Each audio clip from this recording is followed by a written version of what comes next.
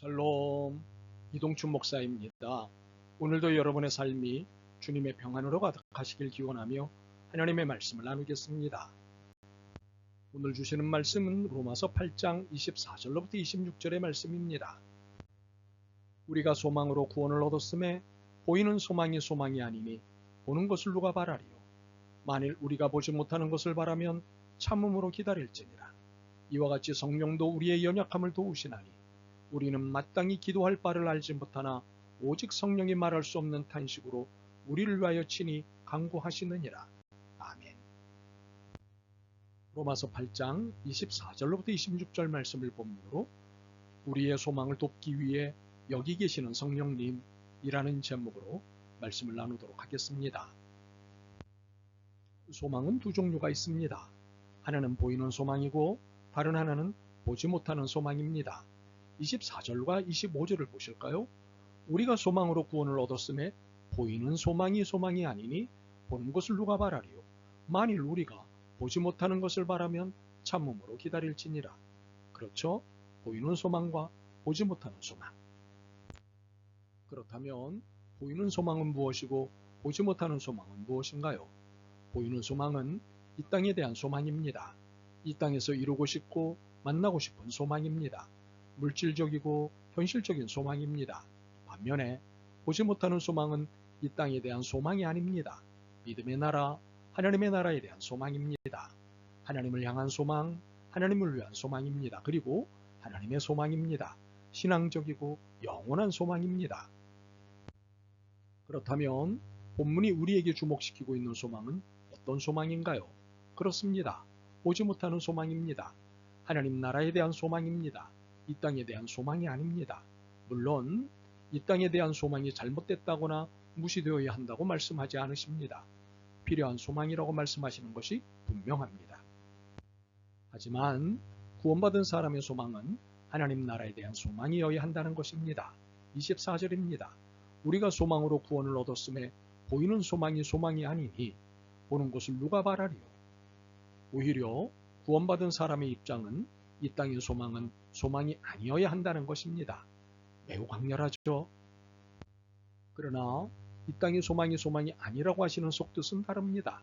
이 땅의 소망이 필요하지만 중요한 것은 하나님 나라 소망이라는 것입니다. 그래서 하나님 나라 소망으로 이 땅의 소망을 품고 삼켜야 한다는 의미입니다. 그래야 구원받은 사람다운 것입니다. 고린도전서 15장 54절을 볼까요? 이 썩을 것이 썩지 아니함을 입고 이 죽을 것이 죽지 아니함을 입을 때에는 사망을 삼키고 이기리라고 기록된 말씀이 이루어지리라. 이 말씀은 부활에 관한 말씀입니다. 이 말씀의 표현에 의하면 부활은 죽은 몸이 죽지 아니할 몸을 입습니다. 사망을 삼킵니다. 그리고 사망을 이깁니다. 이 말씀의 표현에 따라 오늘의 주제인 소망을 말하자면 하나님 나라 소망이 이 땅의 소망을 삼킵니다. 그리고 하나님 나라 소망이 땅의 소망을 이기고 지배합니다. 바로 이것이 구원받은 사람의 소망에 대한 이해여야 합니다. 그러므로 보지 못하는 소망이 소망입니다. 바로 이러한 소망이 예로부터 구원의 역사가 일어납니다.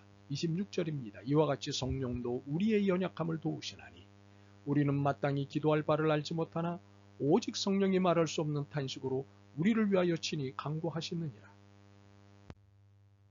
우리의 연약함을 도우신다? 우리를 위하여 친히 간구하신다는 것은 우리를 연약함에서 구원하신다는 것입니다. 우리를 절망으로부터 구원하신다는 것입니다. 우리를 방황에서부터 구원하신다는 것입니다. 이 구원은 해방이기도 하고 자유이기도 합니다. 바로 이러한 구원의 역사가 하나님 나라를 소망하는 이들에게 일어난다는 사실입니다. 바로 이 사실에서 이해하게 되는 것은 믿음의 사람도 절망에 빠질 수 있고 소망을 상실할 수도 있다는 것입니다. 우리의 연약함이라는 것이 바로 절망에 빠진 상태이고 소망을 상실한 상황입니다. 그러나 또다시 바르게 이해해야 할 것이 있습니다. 이러한 상태나 상황을 당연시해야 할 이유는 없다는 사실입니다. 있을 수 있는 일이지만 당연시해서는 안 됩니다. 25절입니다. 만일 우리가 보지 못하는 것을 바라면 참음으로 기다릴지니라. 무슨 의미인가요? 보지 못하는 소망, 하나님 나라의 소망을 바라는 자는 모든 상황을 견뎌야 한다는 것입니다. 절망하는 것, 소망을 상실하는 것이 당연한 것이 아니라 이것을 이기기 위해 애써야 합니다.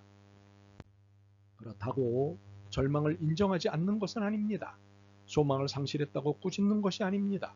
믿음의 사람, 사망을 이긴 구원을 받은 사람이라면 모든 상황을 견디기 위해 애써야 한다는 것입니다. 이런 애씀도 없이 주저앉고 절망하는 것은 구원받은 사람답지 않기 때문입니다. 그렇습니다. 구원받은 사람다움이 있어야 합니다. 그것은 하나님 나라를 소망하며 절망할 수 있는 상황을 견뎌내는 것입니다. 어떤 경우에는 혼란스럽고 고통스러워서 어떻게 기도해야 할지 당황스러울 것입니다.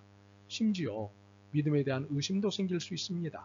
그렇지만 하나님 나라를 소망하며 견뎌내는 것이 구원받은 사람다움입니다.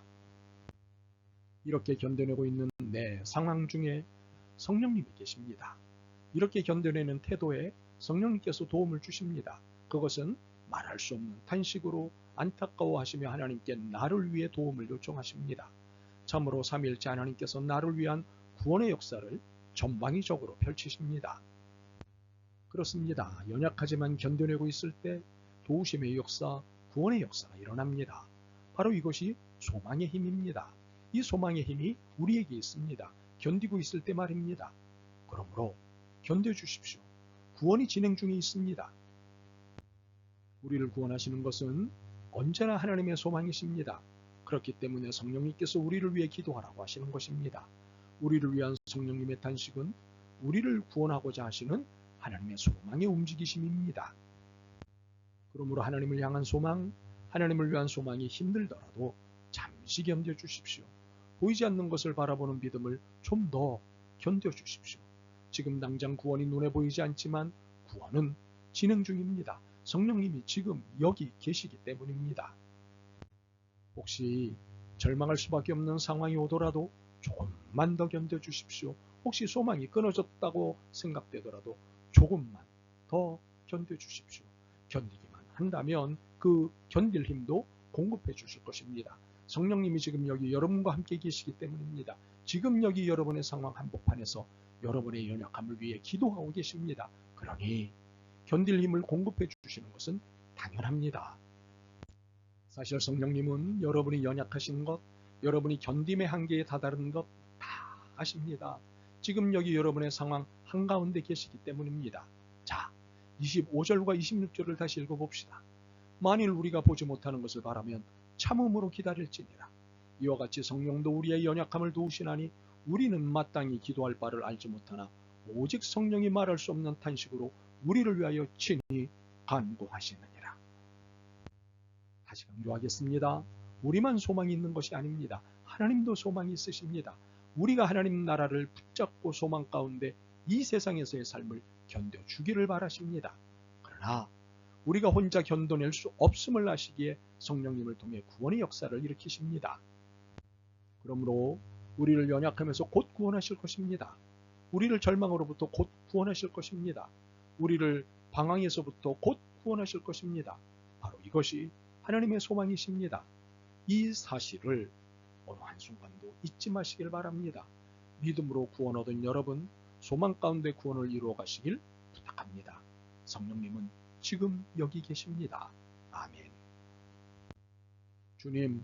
주님은 멀리 계시고 저희만 여기 덩그러니 있다고 생각했습니다.